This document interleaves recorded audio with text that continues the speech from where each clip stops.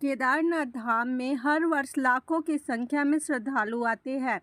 धाम के कपाट पर हर वर्ष अप्रैल या मई में खोले जाते हैं और भैया दूज को शीतल काल के लिए बंद कर दिए जाते हैं। मंदिर के इतिहास से जुड़ी कई कहानियां भी प्रचलित है। द्वादश ज्योतिर्लिंगों में से एक केदारनाथ धाम में भगवान शिव लिंग रूप में विराजमान है। कहा जाता है कि यहाँ भगवान शिव द्वारा धारण किए गए भैंसे के रूप में पिछले भाग का पूजा की जाती है। वहीं केदारनाथ मंदिर के इतिहास से जुड़ी अन्य कहानियां भी प्रचलित है। केदारनाथ धाम में हर वर्ष लाखों की संख्या में श्रद्धालु आते हैं और धाम के कपाट हर वर्ष अप्रैल या मई में खोले जाते हैं और भैया दूज पर शीतकाल के लिए बंद कर दिए जाते हैं। शीतकाल में बाबा केदार की जल विग्रह उत्सव डोली को उखी मठ स्थित ओंकेश्वर मंदिर लाया जाता है और 6 माह के लिए बाबा यहीं विराजमान रहते हैं। केदारनाथ धाम का उल्लेख स्कंद पुराण के केदार खंड में मिलता है और कहा जाता है कि मंदिर का निर्माण कत्यूरी शैली में हुआ है।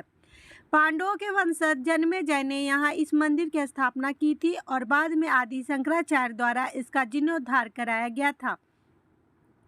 मंदिर के संबंध में कई मान्यताएं प्रचलित है। मान्यता है कि महाभारत के बाद पांडव अपने गोत्र बंधुओं की हत्या के पाप से मुक्ति के लिए भगवान शिव के शरण में जाना चाहते थे और इसके वह भगवान शिव की खोज करने हिमालय की ओर चल पड़े। तब भगवान शिव अंतर्ध्यान होकर केदार में जा बसे। पांडव भी उनके बीच केदार पहुँचे। तब भगवान शिव ने पांडवों के आता देख भैंसे के रूप धारण कर लिया और पशुओं के बीच में चल दिए। भगवान शिव की दर्शन पाने के लिए पांडवों ने यह योजना बनाई और भीम ने विशाल रूप धारण कर अपने दोनों पैर केदार पर्वत के दोनों ओर फैला दिए। सभी पशु भीम के पैरों के बीच से गुजर गए, लेकिन भैंसे के रूप में भगवान शिव भीम के पैर के नीचे से निकल गए। तभी भगवान शिव को पहचान कर भीम ने भैंसे को पकड़ना चाहा तो वह धरती में समाने लगा। तब भीम ने भैंसे का पिछला भाग कसकर पकड़ लिया। भगवान शिव पांडवों की भक्ति से प्रसन्न हुए और उन्हें दर्शन देकर पाप से मुक्त कर दिए। कहा जाता है तभी से भगवान शिव की यहाँ भैंसे के पीठ की आकृति के रूप में पूजे जाते हैं। मान्यता है कि इस भैंसे को मुख्य नेपाल में निकला, जहां भगवान शिव की पूजा पशुपतिनाथ के रूप में की जाती है। राहुल संकृत्यान के अनुसार यह मंदिर 12वीं से 13वीं शताब्दी का है और ग्वालियर से मिली एक राजा भोज स्तुति के अनुसार यह उनके द्वारा बनाया गया मंदिर वह राजा 1076 से 99 काल के थे। यह भी कहा जाता है कि हिमालय के केदार पर्वत पर भगवान विष्णु के अवतार तपस्वी नर और नारायण ऋषि ने तपस्या की थी। उनकी आराधना से प्रसन्न होकर भगवान शिव प्रकट हुए, जिसके बाद नर और नारायण ऋषि ने भगवान शिव से ज्योतिर्लिंग के रूप में सदा वास करने को वर प्राप्त किया।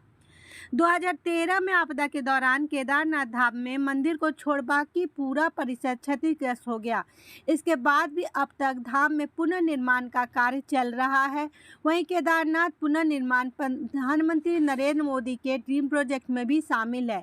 धाम में हो रहे पुनर्निर्माण कार्यों पर वह स्वयं नजर रखते हैं। केदारनाथ में 225 करोड़ रुपए से ज़्यादा भी लागत से प्रथम चरण के कार्य पूरे किए जा चुके हैं, जिसमें शंकराचार्य की समाधि का पुनर्निर्माण, सरस्वती और मंदाकिनी नदी और उसके घाटों की सुरक्षा, तीर्थ पुरोहित के आवासों का निर्माण किया गया है।